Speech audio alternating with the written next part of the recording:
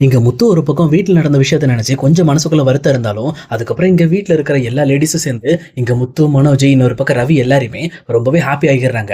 அதுக்கப்புறம் முத்துவுமே எப்பவும் போல செட்டுக்கு போகும்போது தான் அவருக்குமே கொஞ்சம் கஷ்டமா இருக்கு. ஏன்னா நம்மளால செல்வமும், செல்வத்தோட ஒய்ஃபும் ரொம்பவே அவமானப்பட்டுட்டாங்க.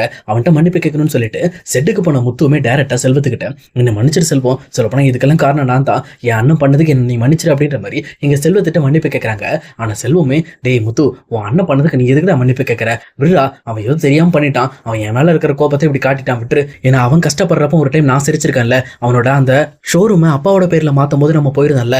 அப்போ அவன் சம்மந்தப்பட்ட விஷயத்துல நான் சம்மந்தம் இல்லாம மூக்க நுழைச்சு அவனை பார்த்து நான் சிரிச்சிட்டேன். அதை நினைச்சிருப்பான். அதனால தான் என்ன அவமானப்படுத்தணும்னு இப்படி பண்ணிட்டான். சரி விடு முத்து, நான் அதெல்லாம் பெருசா எடுத்துக்கல அப்படின்ற மாதிரி இந்த பக்கம் செல்வம் ரொம்பவே பெருந்தன்மையா பேசிட்டு இருக்காங்க.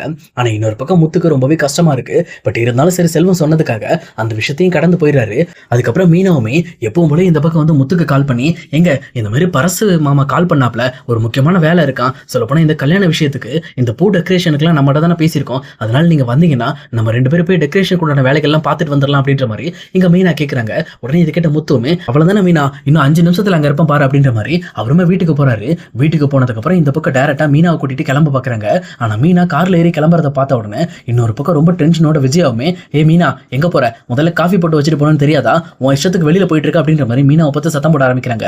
ஆனா மீனாவுமே, "இங்க பாருங்க அத்தை, உங்களுக்கு காஃபி போட்டு தான் வச்சிருக்கேன், நீங்க உள்ள போய் எடுத்துக்கங்க" அப்படின்ற மாதிரி சொல்லிட்டு மீனாவும் அங்கிருந்து கார்ல கிளம்ப ஆரம்பிக்கிறாங்க. அப்ப விஜயாவை பார்த்து முறைச்சிட்டு இருக்கிற முத்துவுமே எதுவுமே பேசாம சைலண்டா கார்ல ஏறி போயிட்டு இருக்காங்க. அப்ப கரெக்டா மீனாவுமே முத்துவோட முகத்தை பார்த்துட்டு, "என்னாச்சுங்க, ஏன் டல்லா இருக்கீங்க, என்ன பிரச்சனை?" அப்படின்ற மாதிரி கேட்கறாங்க. அப்ப கரெக்டா முத்துவுமே, "அது ஒண்ணு இல்ல மீனா, நான் காலையில் நடந்த விஷயத்த நினைச்சு ரொம்பவே வந்து வருத்தப்பட்டு இருக்கேன். சொல்லப்போனா செல்வம் ரொம்பவே வந்து கஷ்டப்பட்டான், அவன்கிட்ட போய் பேசி கொஞ்சம் மன்னிப்பு கேட்டு வந்தேன்" அப்படின்ற மாதிரி சொல்றாங்க. அதே நேரம் மீனாவுமே இங்க முத்து பேசினதெல்லாம் யோசிச்சு பார்த்துட்டு, "சரி விடுங்க, அதெல்லாம் ஒரு விஷயமே இல்லைங்க, எப்பவுமே அண்ணன் தப்பா நினைச்சுக்க மாட்டார்" அப்படின்ற மாதிரி செல்வத்தை பத்தி ரொம்பவே பெருந்தனமே பேசிட்டு இருக்காங்க. அது மட்டும் இல்லாம இன்னொரு பக்கம் மீனாவோட மனசுல உறுத்திட்டு இருக்கிற விஷயத்த முத்துக்கிட்ட கேட்கலாமான்னு சொல்லி யோசிக்க ஆரம்பிக்கிறாங்க. அப்ப முத்துவுமே, "என்னாச்சு மீனா, ஏன் ஏதோ யோசனையிலே இருக்க, என்ன யோசனை உனக்கு?" அப்படின்ற மாதிரி கேட்கறாங்க. அப்பதான் மீனா இருந்துகிட்டு, "ஒன்றும் இல்லைங்க, உங்ககிட்ட நான் ஒரு விஷயத்த கேட்பேன், ஆனா நீங்க சொல்ல விருப்பம் இருந்தா சொல்லுங்க, இல்லைன்னா வேணான்னா விட்டுருங்க" அப்படின்ற மாதிரி இந்த பக்கம் மீனா அந்த விஷயத்தை கேட்க ஆரம்பிக்கிறாங்க. இந்த மாதிரி நீங்க ஜெயிலுக்கு போயிட்டு வந்தவன்னு சொல்லி நீங்க சண்டை போடும்போது உங்க அண்ணன் சொன்னார்ல, நீங்க அப்ப எதுக்காக ஜெயிலுக்கு போனீங்க? நீங்க என்கிட்ட போய் சொல்லணும்னு அவசியம் கிடையாது, அப்படி சொல்ல விருப்பம் இல்லைன்னா விட்டுருங்க அப்படின்ற மாதிரி இங்க மீனா சொல்றாங்க. அப்ப முத்துவுமே ரொம்பவே யோசிச்சு பார்த்துட்டு ரொம்ப கண் கலங்கி அழ ஆரம்பிக்கிறாரு. இதை பார்த்துட்டு இருக்க மீனாவுமே, "என்னாச்சுங்க, நான் ஏதோ தப்பு பண்ணிட்டேன்" அப்படின்ற மாதிரி கேட்கறாங்க. அப்ப முத்துவுமே, "இல்ல மீனா, நீ எதுவும் தப்பு பண்ணல, சொல்லப்போனா நானுமே எதுவும் தப்பு பண்ணல, தப்பு பண்ணதே மனோஜ் தான். ஆனா அந்த விஷயத்தை மறைக்கிறதுக்காக நான் எவ்வளவு பாடுபட்டு இருக்கேன்னு எனக்கு தான் தெரியும்" அப்படின்ற மாதிரி முத்துவுமே தன்னோட இடத்துல இருந்து ரொம்பவே ஃபீல் பண்ணி பேச ஆரம்பிக்கிறாங்க. அப்பதான் மீனாவுமே, "என்னாச்சு முத்து, நீங்க எதா இருந்தாலும் ஓப்பனா பேசுங்க" அப்படின்ற மாதிரி முத்துக்கிட்ட கேட்கறாங்க. அப்பதான் முத்து தன்னோட சின்ன வயசுல நடந்த ஒரு பழைய பிளாஷ்பேக் எடுத்து வர்றாங்க.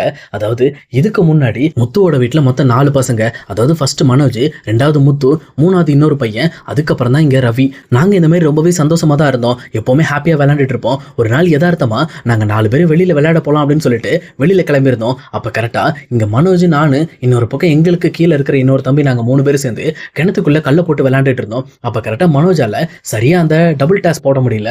அதனால மனோஜை பார்த்து என் தம்பி ரொம்பவே கிண்டல் பண்ணிக்கிட்டு இருந்தான். நானுமே வந்து கொஞ்சம் சிரிச்சிட்டு இருந்தேன். ரொம்ப கோவப்பட்ட மனோஜுமே அப்ப விளையாட்டுத்தனமா என் தம்பியை பிடிச்சி தள்ளி விட்டுட்டு போயிட்டான். ஆனா அதே நேரம் என் தம்பி கிணத்துக்குள்ள விழுந்துட்டான். விழுந்த உடனே எனக்கு என்ன பண்றதுன்னே தெரியல. வேகமா நானும் கிணத்துக்குள்ள குதிச்சு அவனை காப்பாத்துறதுக்கு எவ்வளவோ ட்ரை பண்ணேன். ஆனா எனக்கு நீச்சல் தெரியாததுனால நான் என்ன காப்பாத்திக்க மட்டும் தான் என்னால முடிஞ்சதை தவிர என்னோட தம்பியோட உயிரை என்னால காப்பாற்ற முடியல. அதே நேரம் இங்க மனோஜ் ஊருக்கு போயிட்டு முத்து தம்பியை கிணத்துக்குள்ள தள்ளி விட்டுட்டான் அப்படின்ற மாதிரி ஒரு பொய்யான செய்தியை பரப்பிட்டான். அது இல்லாம அங்கிருந்து வந்த எல்லாருமே நான் தான் தப்பு பண்ணேன், நான் தான் என் தம்பியை கொண்டுட்டேன்னு சொல்லி எல்லாருமே என்ன கஷ்டப்படுத்த ஆரம்பிச்சிட்டாங்க. ஆனா எங்க அப்பாவுக்கு உண்மையான உண்மை என்னங்கிறது தெளிவா தெரியும். ஆனா இன்னொரு பக்கம் எங்க அப்பா அந்த நிமிஷத்துல என்கிட்ட ஒரு சத்தியம் வாங்கிட்டாரு. "இங்க பாருடா, இந்த விஷயத்த மனோஜ் தான் பண்ணான்னு சொல்லி நீ தயவு செஞ்சு சொல்லிடாத. ஏன்னா மனோஜ் மேல உங்க அம்மா உயிரே வச்சிருக்கா. அவளுக்கு வேற இப்போ முக்கியமா உடம்பு சரியில்லாம இருக்கு. இந்த சமயத்துல மனோஜை பத்தியான உண்மைகள் தெரிய வந்துச்சுன்னா அவ ரொம்பவே கஷ்டப்படுவா" அப்படின்ற மாதிரி அண்ணாமலையும் முத்துக்கிட்ட இந்த மாதிரி சத்தியம் வாங்கிடுறாங்க. அதே நேரத்துல முத்து தான் அந்த சின்ன பையனை கொண்டான்னு சொல்லி சிறுவர் சீர்திருத்த பள்ளிக்கு முத்துவை கூட்டிட்டு போயிடுறாங்க. முத்துவுமே வேற வழி இல்லாம எல்லா உண்மையும் தான் மனசுக்குள்ள வச்சுக்கிட்டு தான் அண்ணன் மனோஜுக்காக தன் லைஃபையே தியாகம் பண்ற மாதிரி அவருமே இந்த பக்கம் படிக்காம சிறுவர் சீர்திருத்த பள்ளியிலே படிச்சுக்கிட்டு தன்னோட வாழ்க்கையை ஜெயிலுக்குள்ளே பாதி முடிச்சிருக்காங்க. அதுக்கப்புறம் முத்து ரிலீஸ் ஆகி வந்து தன்னோட வீட்டுக்கு எப்பவும் போல விஜயாவை பார்க்க வந்திருக்காங்க. ஆனா அங்க போனதுக்கு அப்புறம் தான் விஜயாவுமே, "இந்த மாதிரி என் பையனை கொண்டவன் கூட எல்லாம் என்னால இருக்க முடியாது, அவனை முதல்ல இந்த இடத்த விட்டு வெளியில போக சொல்லுங்க, அவன் இந்த வீட்டுல இருந்தா நான் இருக்க மாட்டேன்" அப்படின்ற மாதிரி விஜயா ரொம்பவே டென்ஷன் ஆக ஆரம்பிச்சிருக்காங்க. இதை பார்த்து அண்ணாமலையுமே வேற வழியே இல்லாம முத்துவை தன்னோட அம்மா கூட அமுச்சு வச்சிருக்காங்க.